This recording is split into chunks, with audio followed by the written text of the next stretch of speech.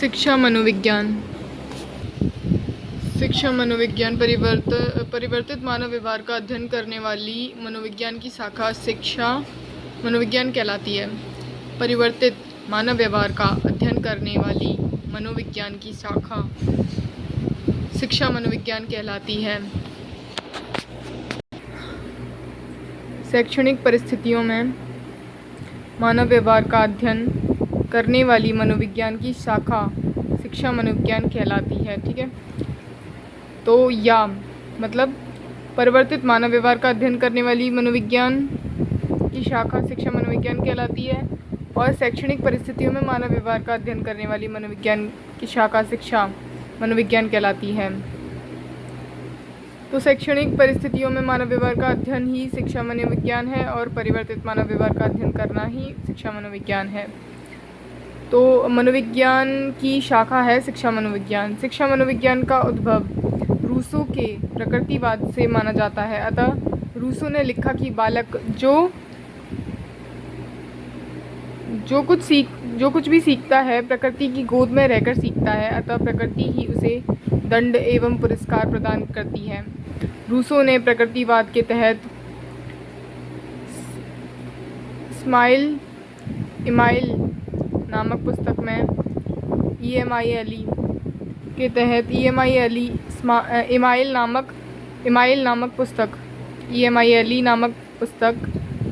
Email नामक पुस्तक में सर्वप्रथम बाल केंद्रित शिक्षा का विचार किया। बाल केंद्रीय शिक्षा से आशय वह प्रक्रिया जिसका संचालन बालक बालिकाओं की योग्यता, क्षमता, रुचि और अभिवृद्धि एवं बुद्धि को ध्यान में रखकर किया जाए, बाल केंद्रीय शिक्षा कहलाती है।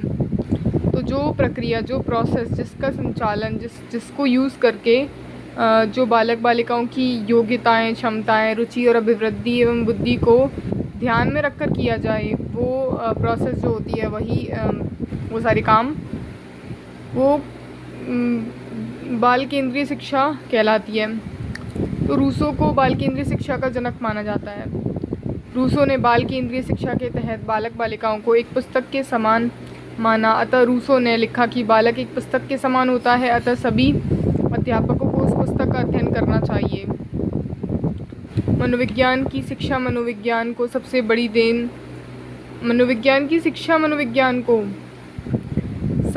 देन बाल केंद्रीय शिक्षा मानी जाती है। मनोविज्ञान के नियम मतलब कि बाल केंद्रीय शिक्षा जो है वो मनोविज्ञान की शिक्षा मनोविज्ञान को सबसे बड़ी देन है। मनोविज्ञान के नियमों एवं सिद्धांतों का सर्वप्रथम शिक्षा के क्षेत्र में अनुप्रयोग करने का श्रेय रूसो को जाता है। तो मनोविज्ञान के जो नियम हैं और सिद्धांत हैं उनका सबसे पहले जो वो शिक्षा के क्षेत्र में जो उपयोग है, जिसे अनुप्रयोग जो है वो रूसो को जाता है, रूसो ने किया था। तो 1890 में विलियम जेम्स ने द प्रिंसिपल ऑफ साइकोलॉजी नामक पुस्तक की संरचना की। द प्रिंसिपल ऑफ साइकोलॉजी की पुस्तक में उन्होंने संरचना की और बालक बालिकाओं को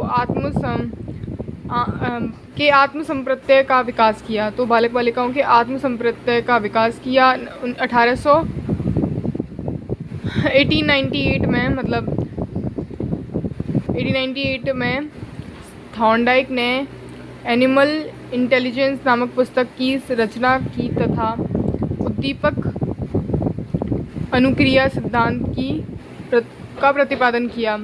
तो उद्दीपक अनुक्रिया सिद्धांत का प्रतिपादन किया। उद्दीपक शब्द का सर्वप्रथम प्रयोग थॉर्नडाइक द्वारा ही किया गया था। तो जो उद्दीपक शब्द है उसका भी सबसे पहली बार जो प्रयोग है वो थॉर्नडाइक ने किया था। उद्दीपक से क्या मतलब है? वह तत्व जो प्राणी में कार्य करने की उत्तेजना उत्पन्न करे। उद्दीपक मतलब मोटिवेशन, एक तरीके से मोटिवेशन है उद्दीपक का मतलब। तो वह तत्व जो प्राणी में कार्य करने की उत्तेजना उत्पन्न करे उद्दीपक कहलाता है। 1899 यानी 1899 में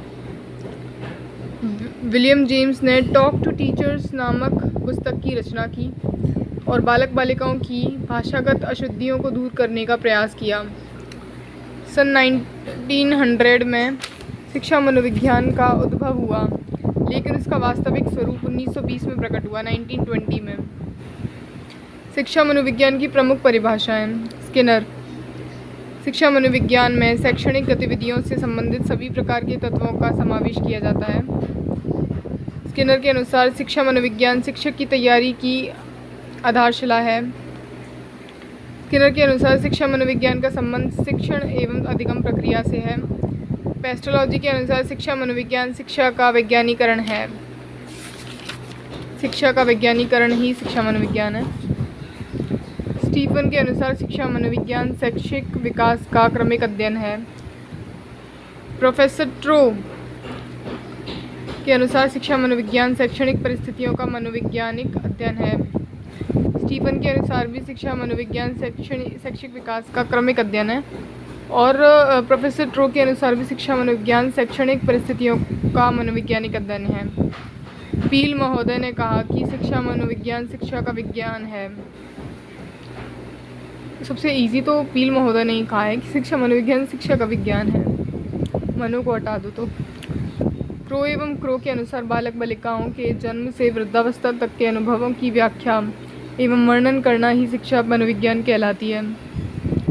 जेम्स ड्रेवर के अनुसार शिक्षा मनोविज्ञान के नियमों एवं सिद्धांतों की खोज के साथ साथ शैक्षणिक समस्याओं का भी समाधान किया जाता है। कॉलसनिक के अनुसार मनोविज्ञान के नियमों एवं सिद्धांतों को शिक्षा के क्षेत्र में लागू करना ही शिक्षा मनोविज्ञान कहलाता है। थॉर्नडाइक और स्किनर के अनुसार शिक्षा मनोविज्ञान में शिक्षा से संबंधित संपूर्ण व्यवहार एवं व्यक्तित्व आ जाता है। शिक्षा मनोविज्ञान की प्रकृति। इसकी प्रकृति वैज्ञानिक होती है। शिक्षा मनोविज्ञान की प्रकृति वैज्ञानिक होती है। इसका प्रमुख अध्ययन बिंदु परिवर्तित मानव व्यवहार का अध्ययन करना माना जाता है। इसका प्रमुख उद्देश्य बाल विकास या बालक बालिकाओं का सर्वांगीण विकास माना जाता है। इसके नियम व सिद्धांत सार्वभौमिक होते हैं। शिक्षा मनोविज्ञान की अनुप्रयुक्त व्यवहारिक शाखा है। यह मनोविज्ञान की सकारात्मक व्यवहारिक शाखा है। यह हमारे तीनों पक्षों का अध्ययन करती है: ज्ञानात्मक पक्ष, भावात्मक पक्ष और क्रियात्मक पक्ष। शिक्षा मनोविज्ञान का संबंध संपूर्ण शैक्षिक प्रक्रिया से माना जाता है। तो हमने देख लिया कि मतलब इसकी प्रकृति वैज्ञानिक है, इसका जो प्रमुख अध्ययन बिंदु है वो परिवर्तित मानव व्यवहार का अध्ययन करना है, और इसका जो प्रमुख उद्देश्य है वो बालक बालिकाओं का सर्वांगीण विकास करना है। इसके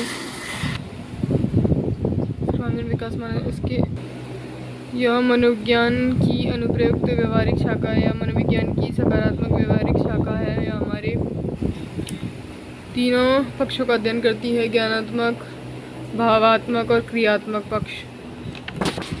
शिक्षा मनोविज्ञान का संबंध संपूर्ण शैक्षणिक और शैक्षिक प्रक्रिया से माना जाता है। तो शिक्षा मनोविज्ञान के क्षेत्र तो अब है लिंडग्रेसन।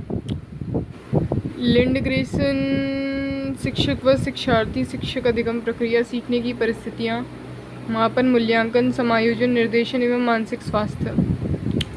लिंडग्रेन के अनुसार शिक्षा मनोविज्ञान के 5 क्षेत्र हैं: शिक्षक व शिक्षार्थी, शिक्षण अधिगम प्रक्रिया, सीखने की परिस्थितियाँ, मापन और मूल्यांकन, और समायोजन, निर्देशन एवं मानसिक स्वास्थ्य। समायोजन, निर्देशन एवं मानसिक स्वास्थ्य। ग्रेसन के अनुसार शिक्षा मनोविज्ञान के 4 क्षेत्र हैं: बाल विकास, पहला है बाल विकास, शिक्षण अधिगम प्रक्रिया, तीसरा विकास का मूल्यांकन, चौथा बालक को निर्देशन। तो मतलब पहला स्टेप है बाल विकास, शिक्षण अधिगम प्रक्रिया, विकास का मूल्यांकन, बालक को निर्देशन। अमेरिकन विज्ञान परिषद के अनुसार 5 हैं क्षेत्र: पहला बाल विकास, दूसरा व्यक्तित्व समायोजन, तीसरा मापन मूल्यांकन, चौथा अधिगम सीखना, और 5वां प्रमुख अध्ययन विधियाँ। बाल विकास, व्यक्तित्व समायोजन, मापन मूल्यांकन, अधिगम सीखना और प्रमुख अध्ययन विधियाँ। अब नेक्स्ट आ जाता है शिक्षा मनोविज्ञान का शिक्षक के लिए महत्व या उपयोगिता। स्वयं को जानने एवं समझने में सहायक होता है। बालक बालिकाओं को समझने में सहायक, बालकों की आवश्यकताओं एवं समस्याओं को जानने में सहायक, कक्षा की व्यक्तिक भिन्नताओं को समझने में सहायक, कक्षा में अनुशासन स्थापित करने में सहायक, विद्यालय की समय सारणी का निर्माण करने में सहायक, विद्यालय के संस्थागत नियोजन में सहायक, नवीन पाठ्यचर्या का निर्माण करने में सहायक, नवीन शिक्षण विधियों का चयन करने में सहायक, नवीन शिक्षण सहायक सामग्री का निर्माण एवं चयन करने में सहायक, संपूर्ण शैक्षणिक गतिविधियों का संचालन करने में सहायक। बाल विकास संप्रत्य मतलब होता है कॉन्सेप्ट। गर्भावस्था से किशोरावस्था तक के विकास एवं व्यवहारों का अध्ययन मनोविज्ञान के जिस शाखा में किया जाता है वो बाल विकास कहलाती है। बाल विकास का पूर्व में बाल मनोविज्ञान के नाम से जाना जाता था।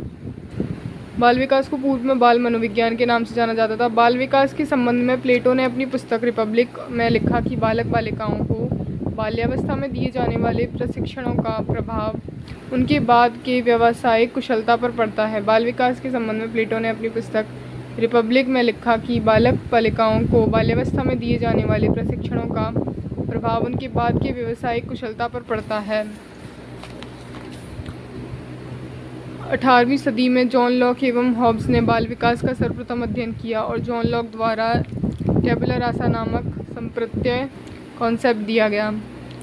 टैबुला रासा से आशय है कि टैबुला रासा का शाब्दिक अर्थ कोरा कागज़, कोरी स्लेट या मोम के समान होता है। अतः जॉन लॉक के अनुसार बालक बालिकाओं का मस्तिष्क कोरी स्लेट की भांति होता है जिस पर कुछ भी लिख सकता हूँ, जिस पर वो कुछ भी लिख सकता है। बाल विकास को सर्वप्रथम परिभाषित करने का श्रेय बर्क महोदय को जाता है। अतः बर्क महोदय ने लिखा कि बाल विकास में गर्भावस्था से परिपक्व अवस्था तक का अध्ययन किया जाता है। 1628 में एमोस कॉमेनियस द्वारा स्कूल ऑफ इन्फेंसी नामक संस्था अर्थात बालवाड़ी नामक संस्था की स्थापना की गई। बालवाड़ी बाल विकास हेतु 1658 में एमोस कॉमेनियस द्वारा विश्व की प्रथम चित्रित पुस्तक ऑर्बिस पिक्टस की रचना की गई। ऑर्बिस पिक्टस 1774 में पेस्टोलॉजी ने बेबी बायोग्राफी नामक पुस्तक की संरचना की और बालक बालिकाओं की अभिवृद्धि एटीट्यूड मनोवृत्ति को समझने का प्रयास किया। बालक बालिकाओं की अभिवृद्धि और मनोवृत्ति यानी एटीट्यूड को समझने का प्रयास किया। पेस्टोलॉजी ने बाल मनोविज्ञान को वैज्ञानिक आधार प्रदान किया। अतः पेस्टोलॉजी को बाल मनोविज्ञान या बाल विकास का जनक माना जाता है। 1787 में जर्मनी के मनोवैज्ञानिक टाइडमैन ने समस्यात्मक बालक बालिकाओं की समस्याओं का समाधान करने के लिए जीवन इतिहास विधि का निर्माण किया। जीवन इतिहास विधि 1863 में टेने नामक मनोविज्ञान ने अभिवृद्धि मतलब एटीट्यूड भी होता है। 1869 में टेने नामक मनोविज्ञान ने 1869 में टेने नामक मनोविज्ञान ने बाल विकास के तहत एन इन्फेंट ऑफ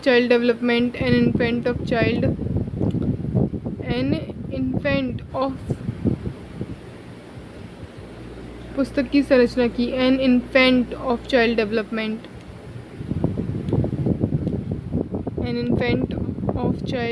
डेवलपमेंट नामक पुस्तक की संरचना की। 1881 में प्रेयर ने द माइंड ऑफ चाइल्ड नामक पुस्तक की संरचना की। द माइंड ऑफ चाइल्ड नामक पुस्तक। नोट: बाल विकास के क्षेत्र में अमेरिकी मनोवैज्ञानिक स्टेनले हॉल ने अमेरिका में द चाइल्ड स्टडी सोसाइटी एवं द चाइल्ड वेलफेयर ऑर्गेनाइजेशन नामक संस्थाओं की स्थापना की तथा अमेरिका में बाल अध्ययन आंदोलन की शुरुआत की। अतः स्टेनले हॉल को बाल अध्ययन आंदोलन का जनक माना जाता है। विश्व में सर्वप्रथम समस्यात्मक बालक बालिकाओं के सुधार हेतु प्रथम बाल सुधार गृह की स्थापना 1887 में अमेरिका के न्यूयॉर्क शहर में की गई। विश्व के प्रथम बाल निर्देशित क्लिनिक की स्थापना 1909 में मैडम हिली द्वारा की गई। नोट: ब्रिटेन में बालक बालिकाओं के विकास हेतु विलियम जेम्स सली ने British association for child study नामक संस्था की स्थापना की? The British association for child study नामक संस्था की स्थापना की जेम्स सली ने, विलियम जेम्स सली ने। बाल विकास के संबंध में गैसेल ने इन्फेंट एंड ह्यूमन ग्रोथ तथा the guidance of mental growth नामक पुस्तकों की रचना की। बाल विकास के क्षेत्र में जीन प्याजे नामक मनोवैज्ञानिक ने संज्ञानात्मक विकास सिद्धांत का प्रतिपादन किया तथा 1. The language and thought of child, 2. The moral judgement of child, 3. The conception of the world, 4. The psychology of the child नामक पुस्तकों की रचना की। नोट: भारत में बाल विकास की शुरुआत करने में ताराबाई मोडेक व गीजूबाई बदेका का महत्वपूर्ण योगदान रहा। हाईलाइट नोट: बाल विकास पर वंशक्रम व वातावरण दोनों का प्रभाव पड़ता है, अतः दोनों तत्वों में से किसी एक तत्व की कमी होने के उपरांत भी विकास संभव नहीं हो सकता। अतः वंशक्रम व वातावरण को बाल विकास का आधार माना जाता है। बाल विकास पर वंशक्रम व वातावरण दोनों का प्रभाव पड़ता है, अतः दोनों तत्वों में से किसी एक तत्व की कमी होने के उपरांत भी विकास संभव नहीं हो सकता है। अगर इन दोनों में से किसी एक तत्व की कमी हो जाती है तो विकास संभव नहीं है, अतः वंशक्रम व वातावरण को बालक का आधार माना जाता है। बाल विकास का आधार वंशक्रम और वातावरण दोनों ही होते हैं। सबसे पहला, बाल विकास का आधार में वंशक्रम। वंशक्रम से आशय पैतृक गुणों का पीढ़ी दर पीढ़ी संतानों में स्थानांतरण होना ही वंशक्रम कहलाता है। यह पूर्वजों से प्राप्त वह लक्षण जिससे संतान उत्पत्ति का निर्धारण होता हो वंशक्रम कहलाता है। वंशक्रम की प्रक्रिया 46 माता के अंदर अंडाणु, पिता के अंदर 46 शुक्राणु, तो 22 + 1 23 अंडाणु शुक्राणु। तो जायगोट से मतलब पिता के 23 क्रोमोसोम, माता के 23 क्रोमोसोम, 23 पेयर ऑफ क्रोमोसोम, तो 44 टोटल क्रोमोसोम। तो जायगोट का जब निषेचन होके फर्टिलाइजेशन होके 14 डेज़ वो बीजावस्था में एक कोशिका बनती है, तो उसे जायगोट बोलते हैं। तो इसमें जो समजात गुणसूत्र होते हैं ऑटोसोम्स, वो शरीर का निर्माण करते हैं। वे समजात गुणसूत्र लैंगिक क्रोमोसोम्स लिंग निर्धारण करते हैं और बीजावस्था में कोशिका को यौक या योकम से पोषण मिलता है।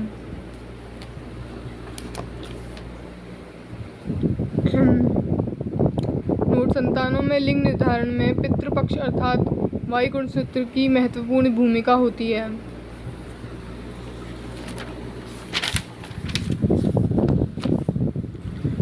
वंशक्रम की प्रमुख परिभाषाएं। वुडवर्थ: बालक बालिकाओं के जन्म से ठीक 9 महीने बाद माता पिता में उपस्थित विशेषताओं का संतानों में स्थानांतरण होना ही वंशक्रम कहलाता है। वंशक्रम की प्रमुख परिभाषा है। तो वुडवर्थ के अनुसार वंशक्रम क्या होता है? बालक बालिकाओं के जन्म से ठीक 9 महीने पहले माता पिता में उपस्थित विशेषताओं का संतानों में स्थानांतरित होना ही वंशक्रम कहलाता है। पीटरसन के अनुसार माता पिता के माध्यम से दादा दादी, नाना नानी एवं पूर्वजों के लक्षणों का संतानों में स्थानांतरण होना ही वंशक्रम कहलाता है। जेम्स ट्रेवर: माता पिता की शारीरिक एवं मानसिक विशेषताओं का संतानों में स्थानांतरण होना ही वंशक्रम कहलाता है। बी.एन. झा के अनुसार बालक बालिकाओं की जन्मजात शक्तियों का पूर्ण योग ही वंशक्रम कहलाता है। वंशक्रम कहलाता है। बी.एन. झा के अनुसार बालक बालिकाओं की जन्मजात शक्तियों का पूर्ण योग ही वंशक्रम कहलाता है। जिन्सबर्ग या जिन्सबर्ट के अनुसार माता पिता की जैविकीय विशेषताओं का संतानों में स्थानांतरण होना ही वंशक्रम कहलाता है। प्रमुख गुणसूत्रीय विकार: Turner syndrome, Klinefelter syndrome, Down syndrome, Edward syndrome, Patau syndrome, Jacob syndrome, 5p deletion syndrome यानी क्राइडुचेट सिंड्रोम, और नेक्स्ट है टिमोथी सिंड्रोम। तो इसके अंदर डाउन सिंड्रोम में 21 ट्राइसोमी होती है, एडवर्ड सिंड्रोम में 18 ट्राइसोमी होती है, पटाउ सिंड्रोम में 13 ट्राइसोमी होती है, जिसमें क्लेफ्ट पैलेट होता है। जैकब सिंड्रोम में क्रिमिनल पर्सनैलिटी होती है, और 5p डिलीशन सिंड्रोम के अंदर कैट क्राई होता है। और फिर देखते हैं टिमोथी सिंड्रोम। टर्नर सिंड्रोम यह महिलाओं के एक्स गुणसूत्र से संबंधित विकार है, जिसमें एक्स गुणसूत्र की संख्या कम होती है, अर्थात 46 के स्थान पर 45 गुणसूत्र होते हैं, तथा इसकी वजह से महिलाओं में पुरुषों के लक्षण प्रकट होते हैं। इसकी खोज हेनरी टर्नर द्वारा की गई थी। क्लाइनफेल्टर सिंड्रोम यह पुरुषों में एक्स गुणसूत्र से संबंधित विकार है, जिसमें एक्स गुणसूत्र की संख्या अधिक होती है, अर्थात 46 के स्थान पर 47 गुणसूत्र होते हैं, तथा इसकी वजह से पुरुषों में महिलाओं के लक्षण प्रकट होते हैं। इसकी खोज हेनरी क्लाइनफेल्टर द्वारा की गई। डाउन सिंड्रोम यह माता के 21वें एक्स गुणसूत्र से संबंधित विकार है, जिसमें माता पिता का 21वां एक्स गुणसूत्र मतलब एक्स क्रोमोसोम नहीं, 21वां क्रोमोसोम गुणसूत्र से अलग नहीं हो पाता है, जिसके कारण बालक बालिकाओं में मानसिक पिछड़ापन एवं मंगोलिज्म के लक्षण प्रकट होते हैं, तथा शारीरिक विकास एवं बौद्धिक विकास देरी से होता है। इसकी खोज जॉन लैगडन डाउन द्वारा की गई। प्रतिवर्ष 21 मार्च को विश्व डाउन सिंड्रोम दिवस मनाया जाता है। जैकब सिंड्रोम ये पुरुषों के वाई गुणसूत्रों से संबंधित विकार है। इसकी वजह से वाई गुणसूत्र की संख्या अधिक हो जाती है, तथा इसकी वजह से बालकों में आपराधिक प्रवृत्ति के लक्षण उत्पन्न होते हैं। इससे ग्रसित बालक समाज विरोधी गतिविधियों में भाग लेते हैं। इसकी खोज सन 1961 में 1961 में पैट्रिशिया जैकब के द्वारा की गई थी।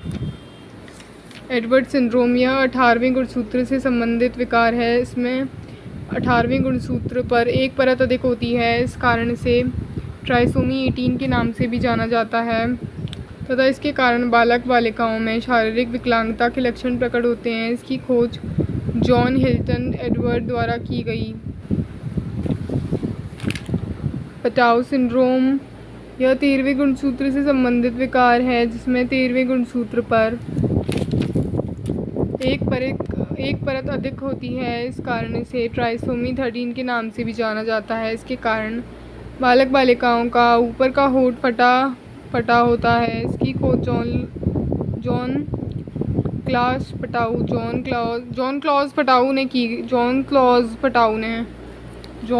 पटाऊ ने की।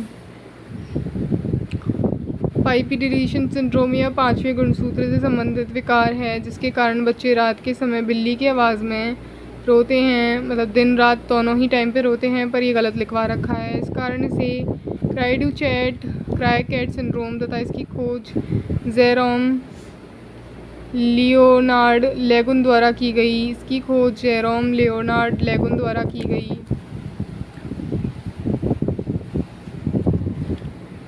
नेक्स्ट है कार्पल सिंड्रोम यह एक